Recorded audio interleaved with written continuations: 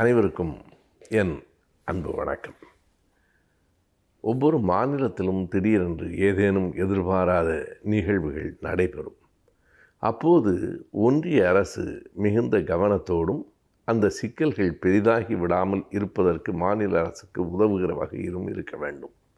அப்படித்தான் தமிழ்நாட்டில் கள்ளக்குறிச்சியில் அந்த கள்ளச்சாராயத்தினால் மிகப்பெரிய ஆபத்துகள் ஏற்பட்டு 50க்கும் மேற்பட்டவர்கள் உயிரிழந்தார்கள். இது ஒரு வருந்தத்திற்குரிய செய்தி.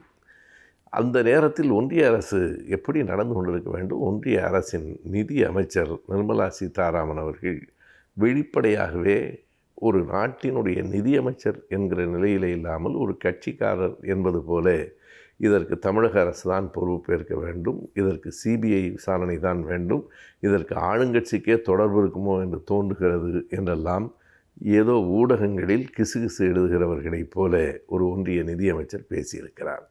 எதற்காக தமிழ்நாட்டின் மீது அவருக்கு அவ்வளவு கோபம்?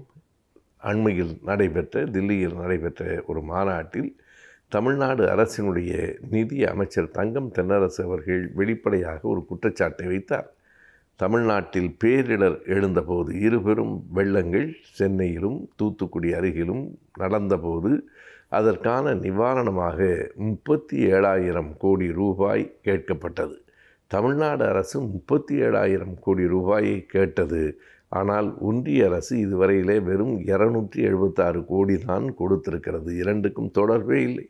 37,000 கோடி எங்கே இருக்கிறது? 276 கோடி எங்கே இருக்கிறது? இதனை சுட்டிக்காட்டி இதற்கு நிதியமைச்சர் தான் பொறுப்பு என்று சொன்னதனாலே அந்த கோபத்தினுடைய வெளிப்பாடாக அதற்கான எதிர்வினையாக நிதியமைச்சர் இப்படி பேசியிருக்க கூடுமோ என்று தோன்றுகிறது.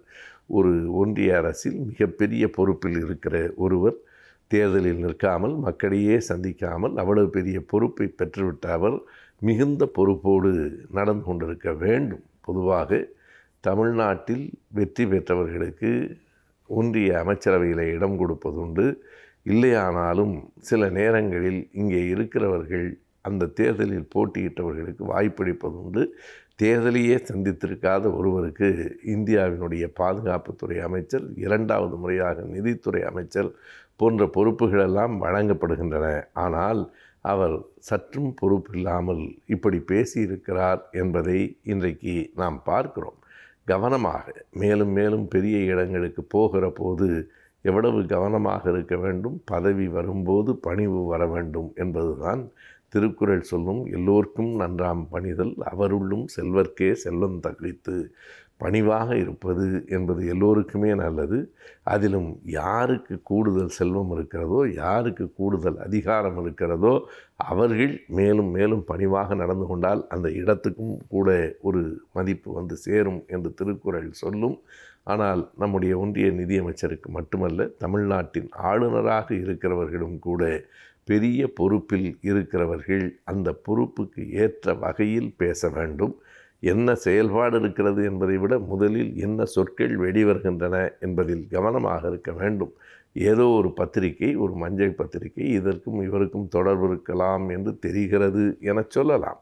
ஆனால் அத்தனை பொறுப்பில் இருக்கிறவர்கள் அப்படி எந்த ஒரு ஆதாரமும் இல்லாமல் இப்படி ஒரு தொடர்பு இருக்குமோ என்று பேசுவது நாட்டினுடைய எதிர்காலத்தை, அரசமைப்பை மிகவும் கவலைக்குரியதாக ஆக்குகிறது என்பதை சுட்டிக்காட்டியே தீர வேண்டியிருக்கிறது. இந்த நிலை என்ன ஆகும் என்றால் மேலும் குற்றங்கள் தொடர்வதற்குத்தான் இது வழிவகுக்கும். அரசு என்பது வேறு, கட்சி என்பது வேறு. கட்சியாக இருக்கிற போது நேருக்கு நேர் எதிராக கூட நின்றிருக்கலாம்.